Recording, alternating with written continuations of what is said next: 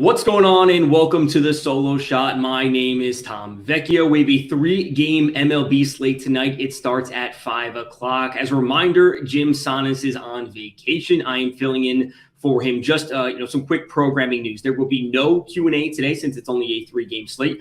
I'll be back live tomorrow morning for the Solo Shot. We have a full slate of games, and then back tomorrow for the Q&A at the regular 4 o'clock time. And then on Wednesday, Jim will be back from vacation. He will be here for the Solo Shot.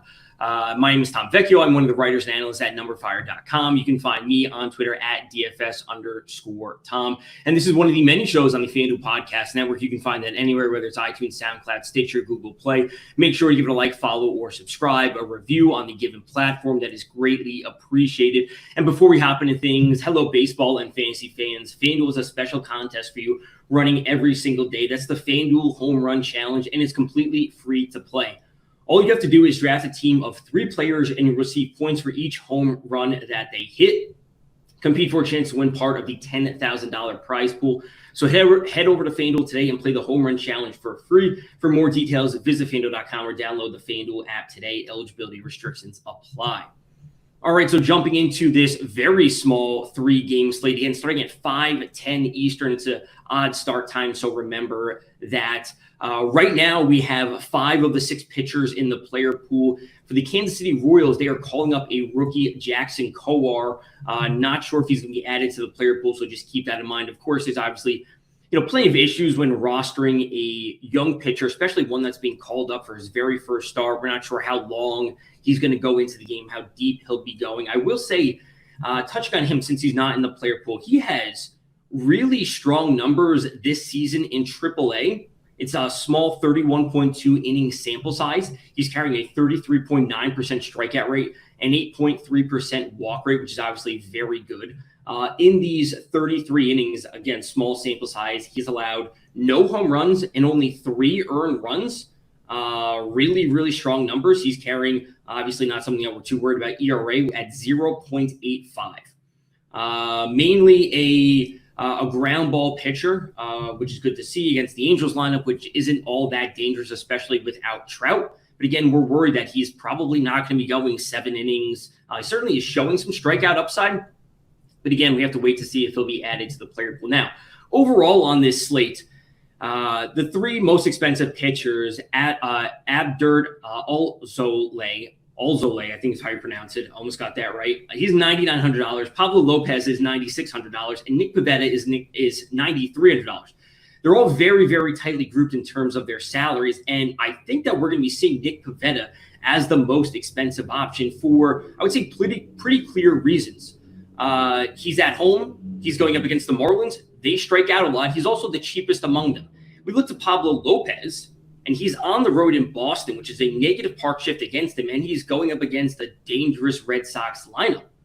And then Alzolay is on the road going up against an always dangerous, Padres lineup, and he's the most expensive option. And we're dealing with a 3-game slate, so why wouldn't you just take the $600 of savings and then drop to Nick Pivetta, who's in the significantly easier matchup going up against the Miami Marlins, who strike out 25.9% of the time versus right-handed pitching, which is the 7th worst in the league. They're also carrying an 87 WRC plus versus right-handed pitching, which is 21st in the league.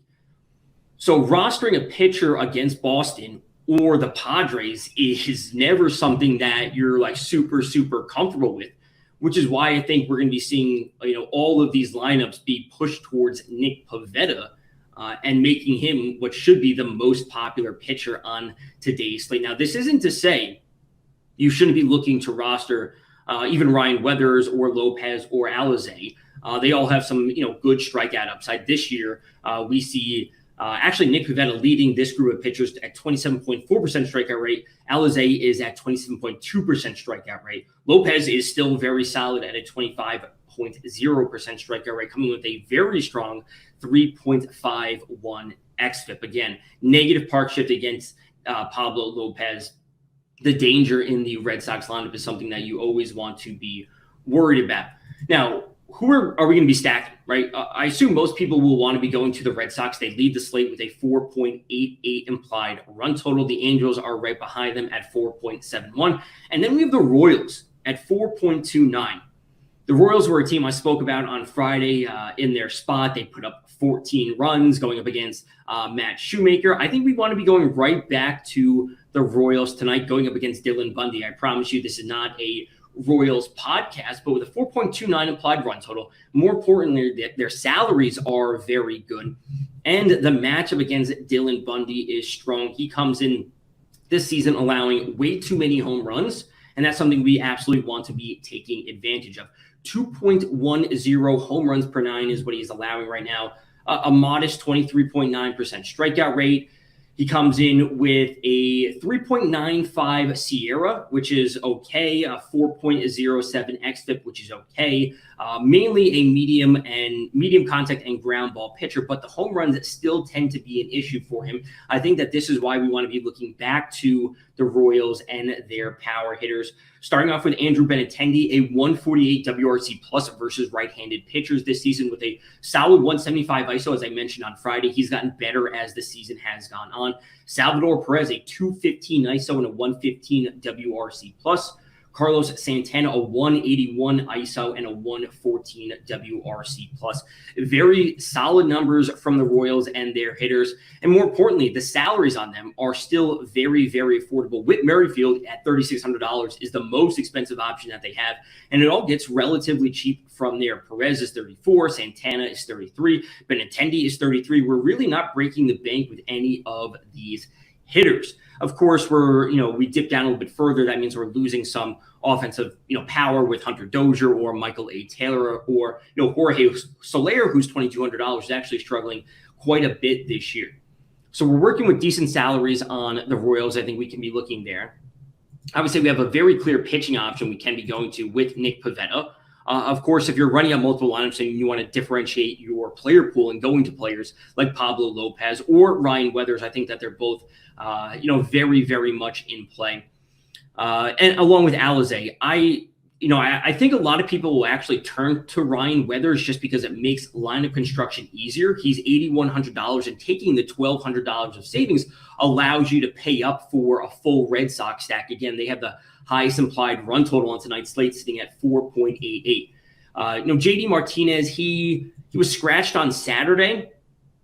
Didn't play on Sunday. He is $4,100. If he's in the lineup and he's good to go, of course, a hitter you always want in your lineup. Rafi Devers at $3,800, Bogarts at $35, Verdugo $33. This is an expensive stack for the Red Sox, and looking to get multiple players from their lineup into your lineups for DFS is probably going to be a good call tonight. They're at home. It's a great hitter's park. It's not the easiest matchup in the world going up against Pablo Lopez, but we know that the power they can certainly bring. So, as I want to touch on the Cubs here in a second, but this is why I'm saying I think a lot of people will be going to Ryan Weathers. I think it's a fine option, but I actually want to be looking to stack against him. So Ryan Weathers is a pitcher. This is his first year in the majors. Last year, he didn't pitch. There was no minor league season in 2020. In 2019, he pitched in single A. This is a pitcher who never pitched in AA or AAA. And this year in the majors, he only has 39.1 innings under his belt. He has a low 19.1% strikeout rate. Really not something that we need to be too worried about. And he's approaching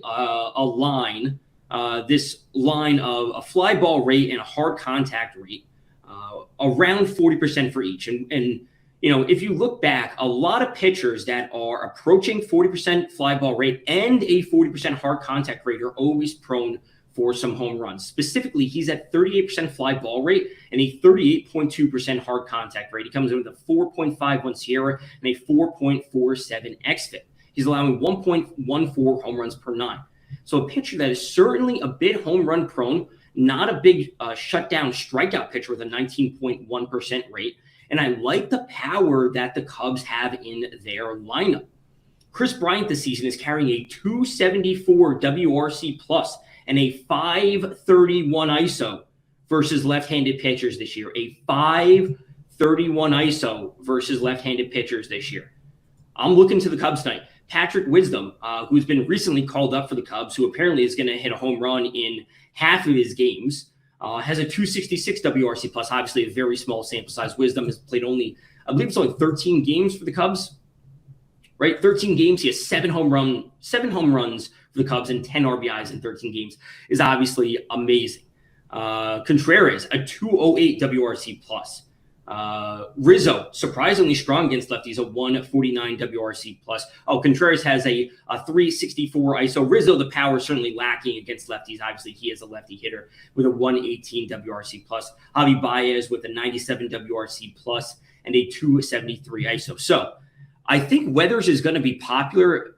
Take that with a grain of salt. It's a 3-game slate. I think most pitchers are going to be relatively popular, but Weathers certainly makes sense to be popular due to his salary and due to the natural lineup construction if you're wanting to pay up for the Red Sox tonight. But in fact, I'm actually looking to have less exposure compared to the field on Ryan Weathers simply due to the matchup. And ultimately, he's a young pitcher that I'm simply just not trusting a whole lot.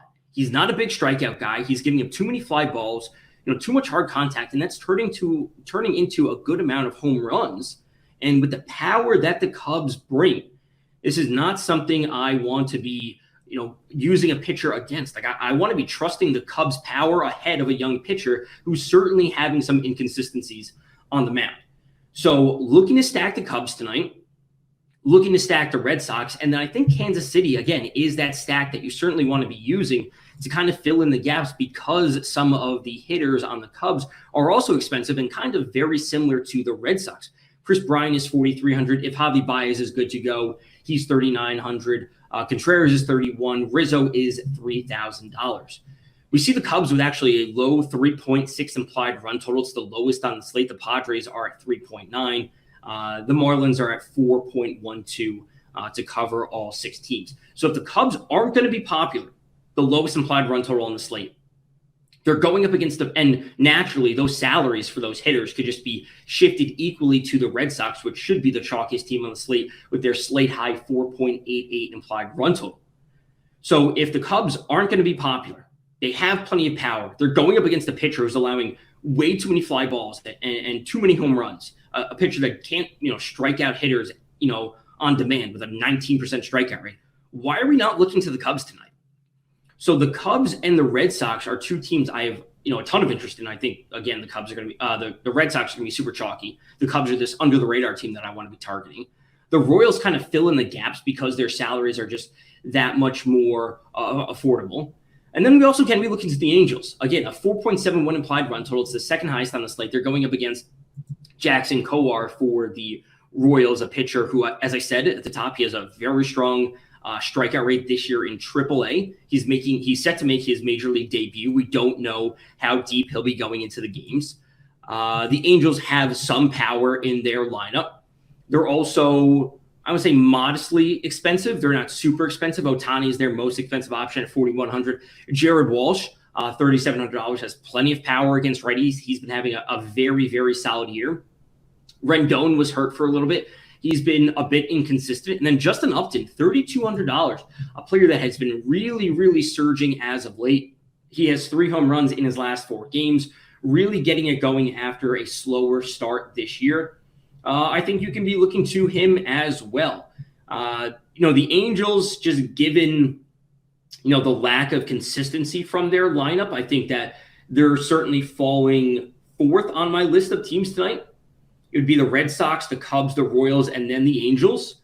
I certainly think you can look to them. And then when it comes to stacking tonight, I actually think that this is a spot where on smaller slates, I mainly deviate away from the normal stacks that I do. I normally run with a 4-4 or a 4-3-1 lineup combination. We know those tend to be the most successful, the highest upside stacks. On FanDuel when it comes to MLB DFS, this is a spot on smaller slates that I actually like to differentiate. I'll use a 4-2-2 stack just to get some exposure to the other team since it's a smaller slate.